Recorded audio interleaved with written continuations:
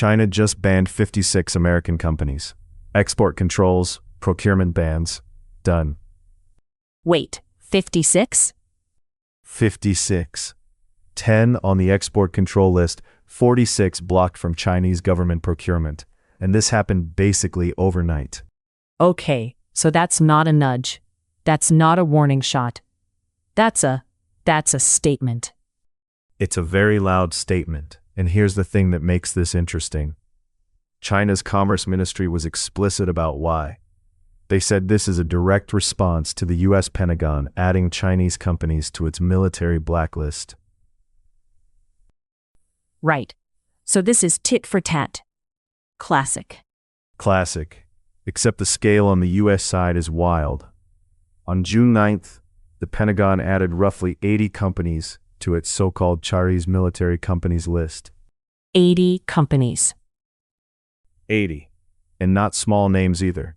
We're talking Alibaba, Baidu, BYD. Stop. Alibaba is on a military blacklist?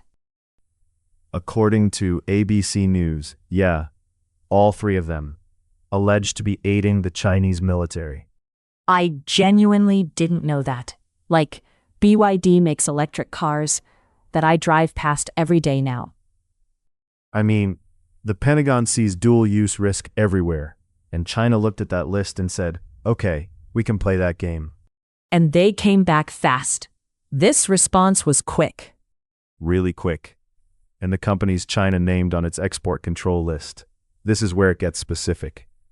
Aviox, Red Cat Holdings, Teal Drones, IMSAR, Jaya Robotics, Ball Aerospace, Oshkosh Defense, L3 Harris Maritime Services, and then two that really stand out.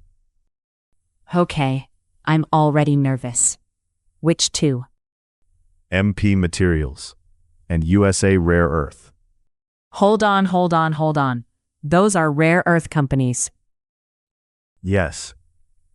China is targeting rare earth companies with export controls on rare earth materials. You see where this is going. That's genuinely diabolical.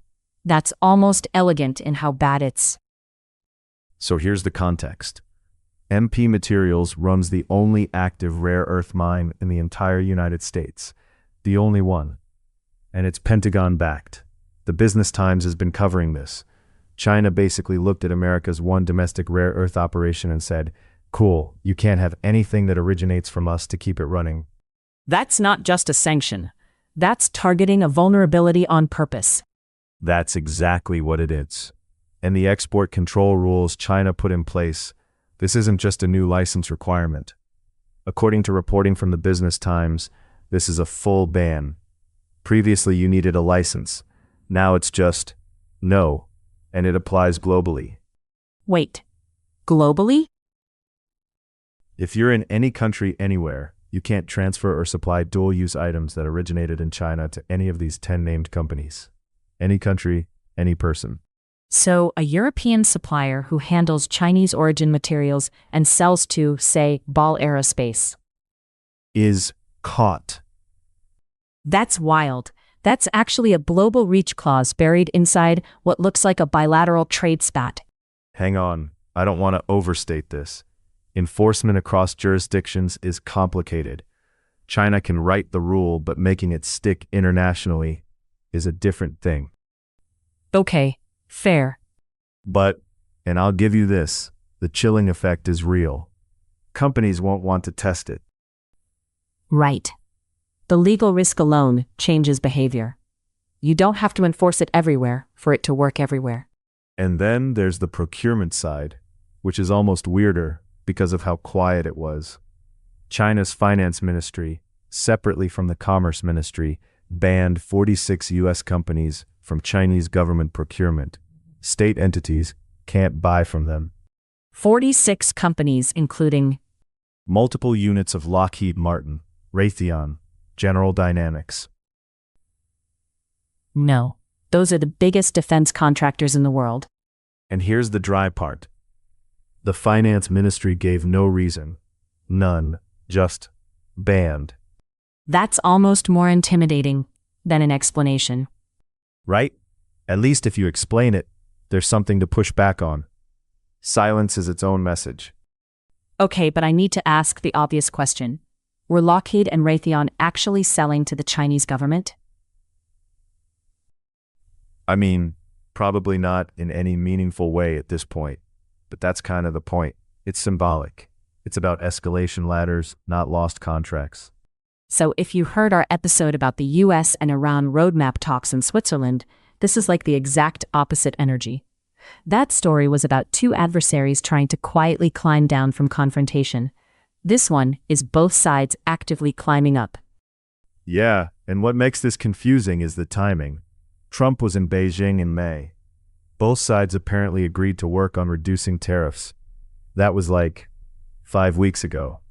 5 weeks ago, they were shaking hands on tariff reductions.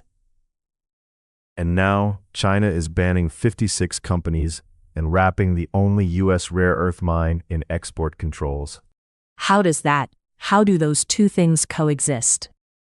Carefully and uncomfortably.